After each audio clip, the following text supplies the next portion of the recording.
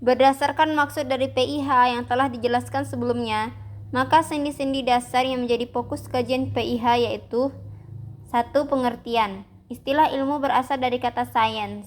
Ilmu memiliki 3 dimensi yaitu A. Sebagai masyarakat. Sebagai masyarakat, ilmu menampakkan diri sebagai kehidupan yang didasarkan norma-norma keilmuan. B. Proses atau kegiatan. Sebagai proses atau kegiatan, ilmu terlihat pada kegiatan penelitian. Sebagai proses kegiatan, ilmu terlihat pada kegiatan penelitian. C. Produk. Sebagai produk, ilmu terlihat pada ditemukannya teori, hukum, dalil, dan lain-lain. 2. Kerangka. 3. Asas-asasnya. Jika ilmu diartikan sebagai produk berupa teori dan teori itu berasal dari hasil penalaran pemikiran intelek, maka ilmu hukum dapat disebut disiplin hukum. Disiplin adalah sistem ajaran tentang kenyataan yang mencakup disiplin perspektif dan disiplin analitis. Disiplin perspektif adalah menyorot sesuatu objek yang dicita-citakan atau seharusnya, sedangkan disiplin analitis menyorot sesuatu objek sebagai kenyataan. Atas dasar itulah maka terdapat 2 disiplin hukum, yang disiplin perspektif dan disiplin analitis. Hukum yang dirumuskan dalam undang-undang merupakan hukum dalam norma atau kaidah yang di dalamnya memuat sesuatu yang dicita-citakan. Sebaliknya, hukum adat merupakan bentuk kebiasaan yang hidup dalam masyarakat, merupakan kenyataan atau realitas hukum. Sering disebutkan bahwa PIH merupakan dasar dari ilmu hukum. Tetapi penjelasan ilmu hukum itu sendiri belum dijelaskan secara garis besar. Pengertian ilmu hukum terbagi dalam 2, yaitu yang 1, ilmu hukum dalam arti luas, yaitu ilmu yang mencakup desain, membicarakan segala hal yang berhubungan dengan hukum yang bertujuan untuk memperoleh pengetahuan tentang segala hal dan semua seluk-beluk mengenai hukum. Sajidka Rahjo. 2. Ilmu hukum dalam arti sempit, yaitu ilmu yang mempelajari makna objektif tata hukum positif yang disebut dengan dogmatik hukum atau ajaran hukum, Red Bruch. Secara singkat, O.J. Salman menyatakan, apabila dilihat dari kenyataan sehari-hari di lingkungan masyarakat, mengartikan atau memberi arti pada hukum terlepas dari apakah itu benar atau keliru sebagai berikut. A. Hukum sebagai ilmu pengetahuan, hukum sebagai disiplin, hukum sebagai kaidah, hukum sebagai lembaga sosial, hukum sebagai tata hukum, hukum sebagai petugas, hukum sebagai keputusan penguasa, hukum sebagai pemerintah, proses pemerintah, hukum sebagai sarana sistem pengadilan sosial, hukum sebagai sikap, tindak, atau perikelakuan ajek, hukum sebagai nilai-nilai, hukum sebagai seni. Selanjutnya, ruang lingkup pengantar ilmu hukum mencakup seluruh ilmu pengetahuan hukum, pelajari kedudukan ilmu hukum samping ilmu-ilmu yang lain, dan pengertian dasar tentang hukum. Ilmu hukum terdiri atas dogmatik atau kaidah hukum dan ilmu kenyataan hukum. 1. Dogmatik atau kaidah hukum, ilmu tentang kaidah hukum, ilmu tentang pengertian pokok dalam hukum. 2. Ilmu kenyataan hukum, sosiologi, antropologi hukum, psikologi hukum, perbandingan hukum, sejarah hukum. Para filsuf menjadikan tujuan hukum sebagai objek dalam filsafat hukum. Filsafat hukum adalah ilmu mempelajari hukum secara filosofi yang dikaji secara luas mendalam sampai kepada inti atau dasarnya yang disebut dengan hakikat. Dapat juga berarti memahami, mengkaji dengan kritis atau hukum menumbuhkan sifat kritis sehingga menimbulkan penerapan kaidah. Filsafat hukum menurut para ahli, Gustav Redbruch dari Jerman. Filsafat hukum adalah cabang filsafat mempelajari hukum yang benar. Kemudian 2. Langmuir dari Belanda. Filsafat hukum adalah pembahasan secara filosofis tentang hukum.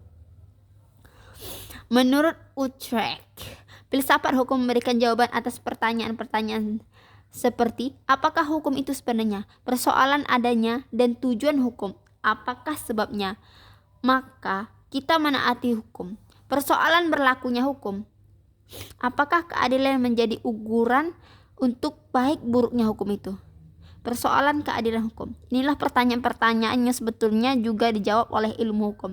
Akan tetapi, bagi orang tidak memuaskan, ilmu hukum sebagai suatu ilmu empiris hanya melihat hukum sebagai suatu gejala saja, yaitu menerima hukum sebagai suatu GGBH belaka. Filsafat hukum hendak melihat hukum sebagai kaidah dalam arti kata etis wardable. Etis wardable.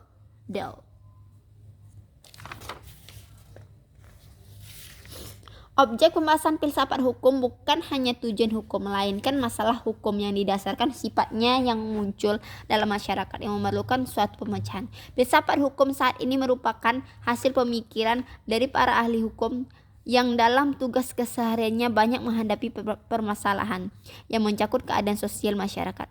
Masalah-masalah hukum tersebut dapat diungkapkan sebagai berikut. 1. Hubungan hukum dengan kekuasaan. 2. Hubungan hukum dengan nilai-nilai sosial budaya. 3. Apa sebabnya negara berhak menghukum seseorang. 4. Apa sebabnya orang mentaati hukum. 5. Pertanggungjawaban. 6. Hak milik. 7. Kontrak. 8. Peran hukum sebagai sarana pembaharuan masyarakat. 9. Hukum sebagai sosial kontrol dalam masyarakat. 10. Sejarah hukum. Ruang lingkup filsafat hukum antara lain dapat ditilik dari perumusan pengertian tentang filsafat hukum. Mencermati adanya berbagai perumusan variatif, maka tidaklah dapat dikatakan bahwa ruang lingkup filsafat hukum bersifat baku dan stagnan, namun sebaliknya luas dan berkembang. Namun demikian, titik pangkalnya sama, yakni tentang hakikat hukum yang paling mendalam atau hakiki. Pada masa kini, objek kajian atau ruang lingkup kajian filsafat hukum tidak hanya masalah tujuan hukum saja, tetapi setiap permasalahan mendasar filsafat sifatnya yang berkaitan dengan masalah hukum. Dengan kata lain, bahwa filsafat hukum sekarang tidak lagi filsafat hukumnya para ahli filsafat seperti di masa-masa lampau, melainkan merupakan hasil pemikiran pula para ahli hukum, teoritisi maupun praktisi, yang dalam tugas sehari-harinya banyak menghadapi permasalahan yang mencakup keadilan sosial dalam masyarakat. Berikut adalah sistematika dari pengertian-pengertian dasar ilmu hukum yang harus diketahui dan dipahami sebelum mempelajari ilmu hukum lebih lanjut. 1. Masyarakat hukum. Sistem hubungan teratur dengan hukumnya sendiri. Hukumnya sendiri maksudnya hukum yang tercipta di dalam, oleh dan untuk masyarakat itu sendiri dalam sistem hubungan tadi. Hubungan dapat berupa relasi abstrak atau komunikasi konkret. 2. Hukum subjek. Subjek hukum.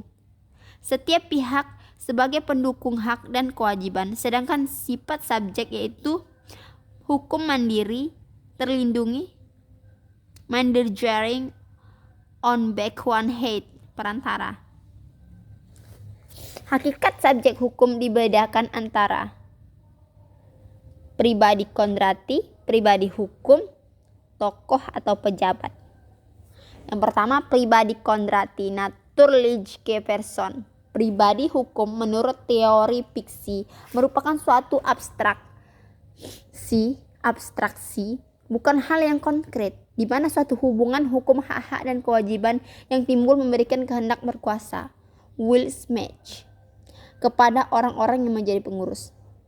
Teori harta bertujuan mengatakan bahwa kekayaan badan hukum itu tidak terdiri dari hak-hak sebagaimana lainnya, yaitu terlepas dari wewenang memegangnya, Obersonlich, subjectless, intinya tidak kepada siapakah subjek hukum itu, tetapi kekayaan tersebut diurus dengan tujuan apa. B. Pribadi hukum, rechtsperson. Pribadi hukum menurut teori kenyataan yuridis. Badan hukum merupakan suatu realitas sosial konkret, real, meskipun tidak bisa diraba.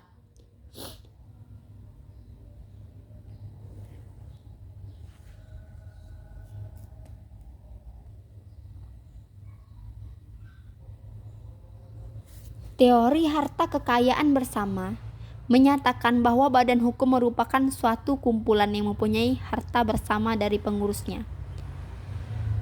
Oleh karena itu, mereka harus bertanggung jawab bersama-sama. Badan hukum menurut teori organ, yaitu suatu organisme yang real, yang hidup dan bekerja sama seperti manusia, bukan merupakan kekayaan atau hak, tokoh atau pejabat, logman. Kemudian 3, hak dan kewajiban. Diartikan sebagai peranan. Hak dan kewajiban diberikan menjadi 2, yaitu hak kewajiban searah dan hak kewajiban jamak arah, banyak arah. 4, peristiwa hukum. Peristiwa yang akibatnya diatur oleh hukum atau setiap peristiwa mempunyai akibat hukum. Peristiwa hukum dapat berupa A. Keadaan, B. Kejadian, C. Sikap tindak. Keadaan, Omständigkeit, seperti alamiah siang malam, kejiwaan normal abnormal, sosial keadaan darurat atau perang. kejadian, gebur tenis, seperti kelahiran, kematian. Sikap tindak perilaku. Hubungan hukum. Breathtaking. Setiap hubungan yang terjadi dalam masyarakat yang diberi kualitatif oleh hukum. Sebagai hubungan hukum sebagai ikatan hak dan kewajiban masing-masing pihak yang melakukan hubungan hukum lebih mudah diidentifikasikan sebagai hukuman yang akibatnya diatur oleh hukum. Hubungan sederajat, nebeinander. Hubungan beda derajat, nacheinander. Nacheinander. B. Hubungan timbal balik dan timpang. 6. Objek hukum. Segala sesuatu yang menjadi objek dari hubungan hukum. 7. Perbuatan hukum. Perbuatan manusia mempunyai akibat hukum. Akibatnya dikehendaki. A. Perbuatan bersegi 1. B. Perbuatan bersegi 2. Disiplin hukum pada dasarnya ialah suatu sistem ajaran tentang hukum. Ilmu hukum merupakan bagian dari disiplin hukum. Ilmu kaidah hukum ialah suatu cabang atau bagian dari ilmu hukum yang khusus mengajarkan pada kita perihal kaidah dan segala seluk-beluk yang berkalian di dalamnya. Misalkan perumusan, pembagian menurut macam, wujud, sifat, esensi, tujuan, dan sebagainya. Bagian disiplin hukum sedikitnya ada 3 antara lain. A. Kaidah hukum. Validitas sebuah hukum. B. Kenyataan hukum, sejarah, antropologi, sosiologi, psikologi, perbandingan hukum. C. Pengertian hukum. Selanjutnya, yang dimaksud dengan disiplin adalah sistem ajaran mengenai kenyataan atau gejala-gejala yang dihadapi. Secara umum, disiplin yang dibedakan antara disiplin analitis, deskriptif, dan perspektif. Yang pertama adalah merupakan suatu sistem ajaran yang titik beratnya menganalisis, memahami serta menjelaskan gejala-gejala yang dihadapi. Contohnya antara lain adalah sosiologi, psikologi, ekonomi, dan seterusnya. Kemudian yang dimaksud dengan disiplin perspektif adalah sistem ajaran yang menentukan apakah seyogyanya atau seharusnya dilakukan dalam menghadapi kenyataan tertentu. Dari pernyataan tersebut nampak dan jelas bahwa dalam disiplin perspektif terkandung adanya nilai-nilai tertentu yang akan dikejar dan bersifat normatif, menjadi pedoman atau patokan. Beberapa bidang studi yang termasuk dalam kelompok disiplin perspektif hukum filsafat. Apabila pembicaraan dibatasi pada disiplin hukum, maka mencakup tentang ilmu hukum pertama, kemudian politik hukum, filsafat hukum.